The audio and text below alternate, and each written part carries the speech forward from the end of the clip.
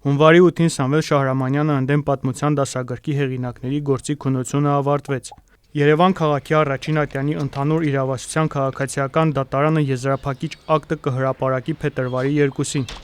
Այսօրվա նիստը լրագրողները չտեսանկարահանեցին։ Նիստից հետո Շահրամանյանը հրաժարվեց պատասխանել լրագրողների հարցերին։ Արցախի 5-րդ նախագահին դուր չէ եկել Հայաստանի պատմության 9-րդ դասարանի դասագրքում Լեռնային Ղարաբաղի հայաթափումը ենթավերնագրում տեղ գտած այս հատվածը։ 9 ամսվա շրջափակումը Լեռնային Ղարաբաղի Հանրապետությանը հասցրեց հումանիտար աղետի եզրին։ 2023 թվականի սեպտեմբերի 19-ին Ադրբեջանը հարձակում սկսեց։ 24 ժամ տևած ռազմական գործողության արդյունքում Լեռնային Ղարաբաղը տվեց 223 զոհ։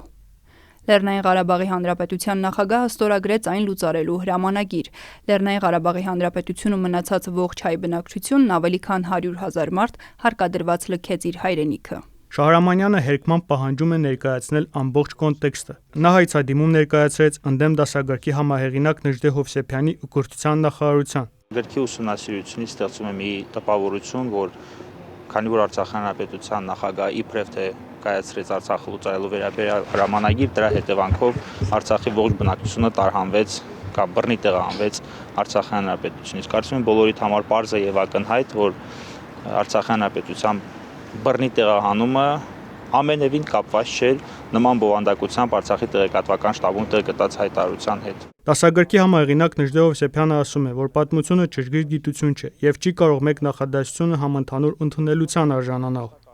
Բոլոր հարցերի վերաբերյալ կարելի է ունենալ տարբեր դիրքորոշումներ։ Այսինքն դուք կարող եք ասել, այս ձևակերպումը այսպես ավելի լավ պիտի լիներ գրել, ես կասեմ ոչ, ես այսպես չէ, եւ բոլոր պատմաբաններն ունենային վեճեր, կհայտնվեին դատարանում, միմյանց կմեղադրեին զրպարտությունների մեջ եւ պատկերացնում եք դրա հետևանքը ինչ կլիներ։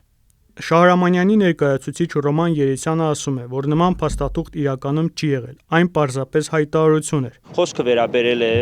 ադրբեջանական կողմի պահանջով բնակչության սպանդի սպառնալիքի ազդեցության տակ կայացված, դուք դրան կարող եք փաստաթուղթ անվանել, հրամանագիր անվանել, ես դրան համարում եմ ընդհանրապես թուղթ, որ ուներ հետևյալ վերնագիրը։ 2023 թվականի սեպտեմբերի 19-ին ստեղծված իրադարձությունների հետևանքով կայացվելի գործողությունների մասին։ Պատմաբան Նժդե Հովսեփյանը այս հայցը դիտարկում է որպես քաղաքական ճնշման միջոց։ Եվ այս պարագայում բնականաբար ես երաշխավորում եմ, որ շատ մասնագետներ, պատմաբաններ, որոնք այսօր զբաղված են պրոֆեսորալ դասախոսական աշխատանքով, հետազոտական աշխատանքով, 1000 միլիոն անգամ կմտածեն ու կփորձեն հեռանալ, գրել միայն ասորական թեմաների մասին, շումերաքադական թեմաների մասին, որպեսզի իրենց պատմագիտական դիտարկումներին անհամաձայն լինելու պատճառով դատարաններ քարշ չտան։ Հայցող կողմը այս ամենում եւս քաղաքական ենթատեքստ է տեսնում, Արցախի անկումը վերագրել Արցախի իշխանություններին եւ ասում է, որ Նժդե Հովսեփյանը այստեղ որևէ կապ չունի։